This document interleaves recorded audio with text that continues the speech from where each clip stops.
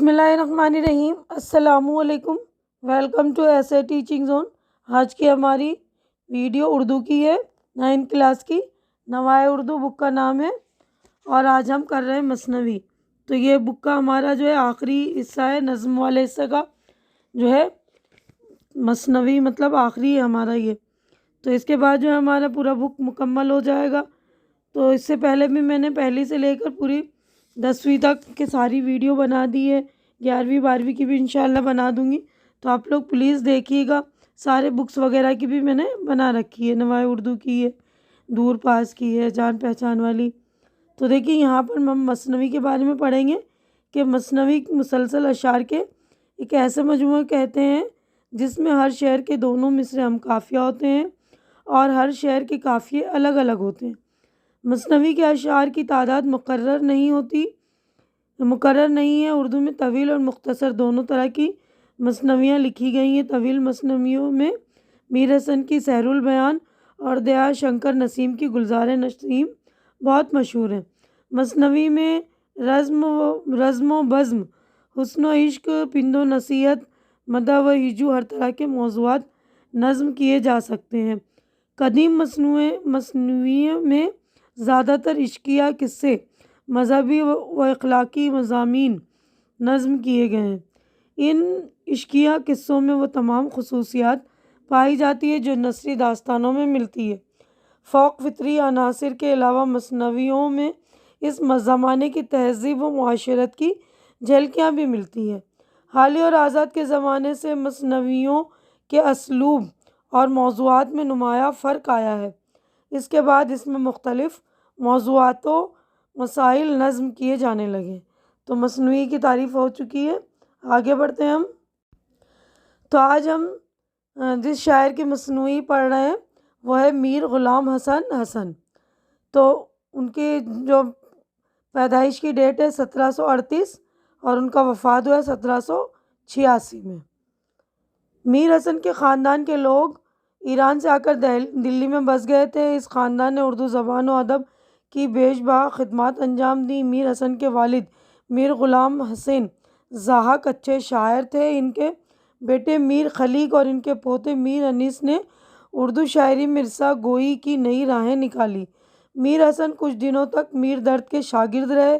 جب دلی سے بہت سے لوگوں کا تعلق ٹوٹا تو میر حسن کے والد بھی فیض آباد چلے گئے، وہاں سے لکھنؤ پہنچے اور وہیں انتقال کیا۔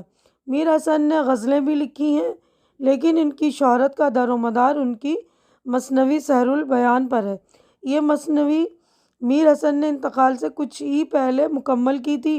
سحر البیان کی شہرت اور مقبولیت کے سامنے دوسرے بہت سے شعراء کی مثنویاں اور خود میر حسن کی دوسری مثنویاں ماند پڑ گئیں۔ منظر نگاری، واقعہ نگاری اور کردار نگاری کو دلچسپ اور متحرک شکل میں پیش کرنے اور کہانی کو مربوط طریقے سے بیان کرنے میں میر حسن کو خاص مہارت حاصل تھی۔ ان کی مثنوی مختلف اشیاء اور مظاہر کے ذکر سے بھری ہوئی ہے۔ یہی وجہ ہے کہ مثنوی کی کہانی اگرچہ بالکل خیالی ہے، لیکن اس کے واقعات اور کردار جیتے جاگتے اور ہماری دنیا کے باسی معلوم ہوتے۔ تو یہ ان کا تعارف ہو گیا۔ اب ہم مثنوی پڑھیں گے۔ تو دیکھیے اس مثنوی کا نام ہے داستان شہزادے کے غائب ہونے کی اور غم سے ماں باپ اور سب کے حالت تباہ کرنے کی۔ تو یہ مثنوی بڑی ہے، تو کچھ اشعار جو ایک ساتھ پڑھ کر اس کی میں تشریح کر دوں گی۔ یہاں تک میں پڑھ دوں گی پہلے جو ہے یہاں تک، اس کے بعد ان سارے جو ہے اشعار کی تشریح ایک ساتھ کر دوں گی۔ تو پہلے میں پڑھ رہی ہوں یہاں کا تو قصہ میں چھوڑا یہاں، ذرا سنو غم زدوں کا بیاں، کروں حال ہجرا زدوں کا رقم کہ گزرا جدائی سے کیا ان پہ غم، کھلی آنکھ جو ایک کی وہاں کہیں تو دیکھا کہ وہ شہزادہ نہیں، نہ ہے وہ پلنگ اور نہ وہ مہرو، نہ وہ گل ہے اس جا نہ وہ اس کی بو، رہی دیکھ یہ حال حیران کار کہ یہ کیا ہوا ہائے پروردگار، کوئی دیکھ یہ حال رونے لگی، کوئی غم سے جی اپنا کھونے لگی، کوئی بلبلاتی سی پھرنے لگی، کوئی ضعف ہو کہ گرنے لگی۔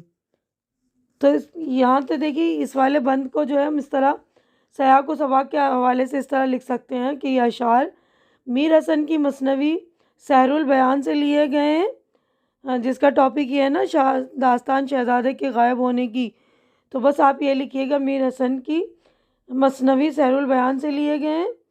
تو اس میں شاعر جو ہے وہ قصہ بیان کر رہے ہیں، مثنوی میں وہ قصہ بیان کیا گیا ہے، اسے چھوڑ کر مثنوی میر حسن اب چھت سے شہزادے کے گم ہونے کے بعد کی حالت بیان کر رہے ہیں کہ اب ذرا غم کے مارو، یعنی شہزادے کے گم ہونے پر جو سب کی حالت ہوئی کا حال سنو۔ ایک کنیز کی آنکھ کھلی تو اس نے دیکھا کہ شہزادہ غائب ہے، شہزادے کا پلنگ غائب ہے، نہ وہ گل شہزادہ ہے نہ اس کی خوشبو، یعنی خبر یا پتہ کچھ ہے۔ کوئی حیران و پریشان ہو کر کہنے لگی کہ اے خدا، یہ کیا ہوا، شہزادہ کہاں چلا گیا؟ کوئی کنیز یہ حالت دیکھ کر رونے لگی اور کوئی غم کے مارے بے حال ہو گئی، کوئی گھبراہٹ کے مارے ادھر ادھر پھرنے لگی، کسی کو غش آ گیا، یعنی بے ہوش ہو کر گرنے لگی۔ تو دیکھیے آگے پڑھیں گے ہم، دیکھیے کوئی سر پہ رکھ ہاتھ دلگیر ہو گئی بیٹھ ماتم کی تصویر ہو، کوئی رکھ کے زیر زن خطا چھڑی رہی نرگس آسا کھڑی کی کھڑی رہی، کوئی انگلی کو دانتوں میں داب، کسی نے کہا گھر ہوا یہ خراب، کسی نے دیے کھول سنبل سے بال، پتانچوں سے جواں گل کیے سرخ گال، نہ بن آئی کچھ ان کو اس کے سوا کہ کہیے یہ احوال اب شہ سے جا، سنی شہ نے القصہ جب یہ خبر، گرا خاک پر کہہ کے ہائے پسر، کلیجہ پکڑ ماں تو بس رہ گئی، کلی کی طرح سے بکس رہ گئی۔ تو یہ والے اشعار جو ہیں میر حسن کی مثنوی سحر البیان سے لیے گئے ہیں۔ تو اس کی تشریح اس طرح کریں گے، خادماؤں میں سے کسی خادمہ کا پریشانی سے دل بھر آیا، وہ سر پر ہاتھ رکھ کر رونے لگی، کوئی غم میں مبتلا اس طرح خاموش بیٹھ گئی، ایسا لگا کہ زندہ انسان نہیں کوئی تصویر ہو، کوئی تھوڑی کے نیچے چھڑی رکھ کر، نرگس جو ایک پھول کا نام ہے جسے آنکھ کہا گیا، اس کی طرح آنکھیں پھاڑ کر کھڑی کی کھڑی رہ گئی۔ اس شعر میں میر حسن نے تشبیہ سے کام لیا اور آنکھیں پھاڑے خاموش کنیز کو نرگس سے تشبیہ دی ہے۔ جس طرح کھلا ہوا نرگس کا پھول ٹہنی پر نظر آتا ہے، اسے دیکھ کر شاعر سمجھتا ہے کہ وہ اپنی کھلی آنکھ سے سارا منظر دیکھ رہا ہے۔ کنیز نے چونکہ تھوڑی کے نیچے چھڑی لگا رکھی تھی، تھوڑی کے نیچے، جس سے کنیز کا چہرہ شاعر کو ٹہنی پر نرگس کے پھول کی طرح نظر آ رہا ہے۔ کسی کنیز نے پریشانی اور حیرانی کے عالم میں دانتوں میں انگلی دبا لی، کسی نے کہا کہ اب یہ گھر تباہ و برباد ہو گیا۔ سنبل کی ٹہنیوں کو بالوں سے تشبیہ دیتے ہیں، اس لیے شاعر نے کہا ہے کہ کسی خادمہ نے سنبل کی طرح اپنے بال کھول دیے۔ بعض عورتیں پریشانی یا غم کی حالت میں اپنے گندے ہوئے بالوں کو کھول دیتی ہیں، جس سے دیکھنے والا پریشانی کا اندازہ کر سکے۔ کسی نوکرانی نے اپنے چہرے پر تماچا مار مار کر چہرہ سرخ پھول کی طرح لال کر لیا ہے۔ اس پریشانی کے عالم میں انہیں کچھ نہیں سوجا کہ وہ کیا کریں، اس لیے وہ بادشاہ کے پاس پہنچی اور سارا قصہ سنایا۔ اتنا سننا تھا کہ بادشاہ ہائے پسر کہہ کر زمین پر گر گیا۔ شہزادے کے غائب ہونے پر اس کی ماں اپنا دل تھام کر رہ گئی، جس طرح کوئی کلی پھول بننے سے پہلے مرجھا جاتی ہے، کچھ ایسی ہی ماں کی حالت ہو گئی۔ تو دیکھیے یہ والا ہمارا یہاں تک کمپلیٹ ہو گیا، اب نیکسٹ پیج پر ہم چلیں گے۔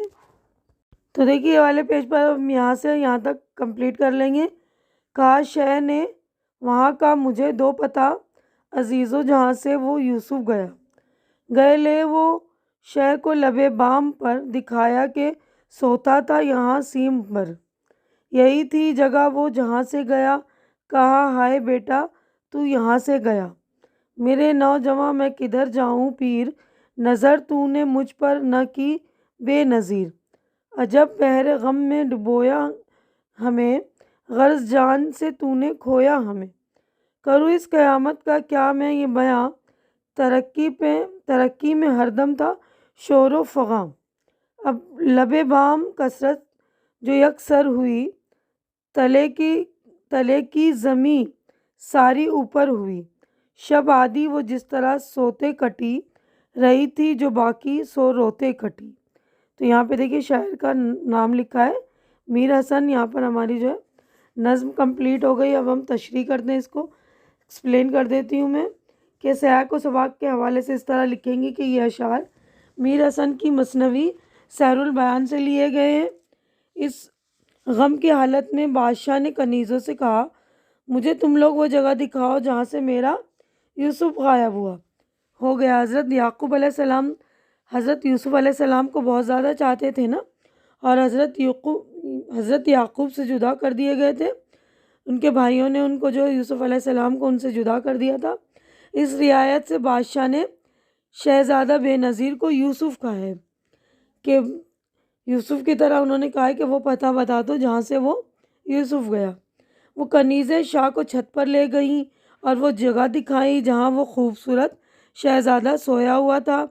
بادشاہ جگہ دیکھ کر بڑبڑانے لگا کہ یہی وہ جگہ ہے جہاں سے اے میرے بیٹے تو کہیں چلا گیا، اے میرے نوجوان بیٹے تو نے میری پرواہ نہیں کی، اے بے نظیر تجھے یہ خیال نہیں آیا کہ تیرا باپ اب بوڑھا ہو گیا ہے، تو نے غموں کے سمندر میں ہمیں ڈبو دیا ہے، اب یہ سمجھ لو کہ تم نے ہمیں ادمرا کر دیا ہے، ہمارے جسم میں پہلے کی طرح جان نہیں رہی۔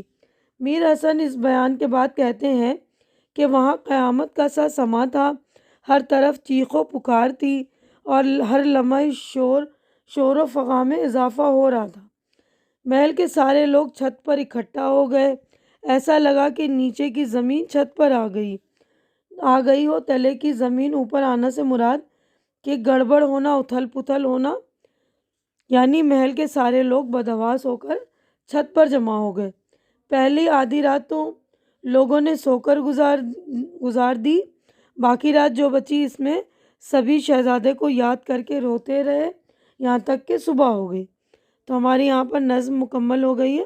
یہاں پر دیکھیے مشق ہمارے سٹارٹ ہو گیا نا، تو یہاں پہ لفظ و معنی ہے، الفاظ معنی شروع ہو رہے ہیں۔ تو پہلا لفظ ہے ہجرا زدہ، جدائی کا مارا ہوا۔ رقم تحریر، اس کے معنی روپیہ پیسے کے بھی ہوتے ہیں۔ مارو، چاند جیسے چہرے والا۔ جگہ، ضعف، کمزوری۔ دلگیر، مغموم، رنجیدہ، غمگین، دل گرفتہ۔ تو یہ والا پیج کمپلیٹ ہو گیا۔ نیکسٹ پیج پر ہم چلیں گے۔ تو دیکھیے یہ والا نیکسٹ، زنخدہ، ٹھوری، سنبل ایک قسم کی خوشبودار بیل، پسر، بیٹا، بکس، مرجھانا، بام، بالا خانہ، کوٹھا، سیم بر، چاندی جیسے بدن والا، پیر، بوڑھا، شور و فغاں، بلند آواز سے رونا۔ اب دیکھیے ہمارے الفاظ معنی مکمل ہو گئے۔ اس کے بعد دیکھیے اسی نظم سے متعلق جو غور کرنے کی بات ہے کہ میر حسن کی یہ مثنوی تقریباً 200 سال پرانی ہے۔ اس کی خوبی اس کی سادگی اور جادو بیانی ہے، اس لیے اس کا نام سحر البیان رکھا گیا۔ اس مثنوی میں ایک ایسے بادشاہ کا ذکر ہے جس کی کوئی اولاد نہیں تھی۔ بہت منتوں مرادوں کے بعد اس کے ہاں ایک بیٹا پیدا ہوا جو بہت ہی خوبصورت تھا، اس لیے اس کا نام بے نظیر رکھا گیا۔ نجومیوں کے کہنے کے مطابق شہزادے کے لیے 12 سال خطرناک تھے، اس لیے اسے کھلے آسمان کے نیچے نہیں جانا تھا۔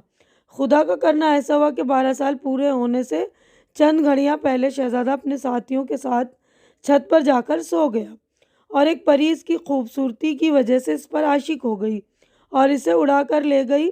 آپ کے نصاب میں اس کے آگے کا اقتباس شامل ہے جس میں شہزادے کے غائب ہونے کے بعد محل کے اندر جو آہ و فغان کا طوفان اٹھا، اس کی عکاسی بہت اثر انداز میں کی گئی ہے۔ یعنی یہ والی نظم جو ہماری مثنوی ہے اس میں شہزادے کے غائب ہونے کے بعد کا بیان ہے کہ کس طرح لوگ بہت ہی مغموم ہو جاتے ہیں نا، بالکل دکھی ہو جاتے ہیں۔ تو یہ ہمارا یہاں پر یہ مطلب پیج مکمل ہو گیا۔ نیکسٹ پیج پر ہم چلیں گے کہ یہ والے پیج پر ہمارے سوالوں کے جواب لکھیے۔ 1، 2، 3 اور 4 سوالات ہیں، تو اس کے جوابات ہم دیکھ لیں گے۔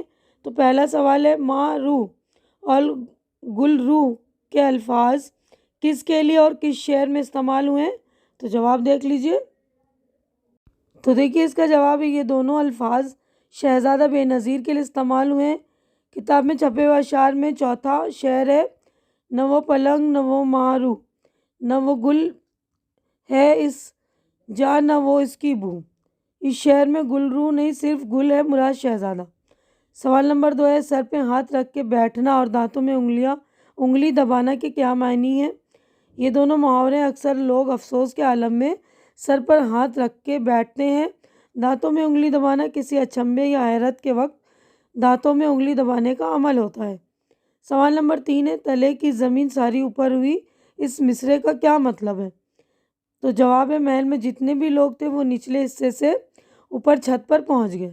سوال نمبر 4 ہے شہزادے کے غائب ہونے پر کنیزوں نے کس طرح اپنے غم کا اظہار کیا؟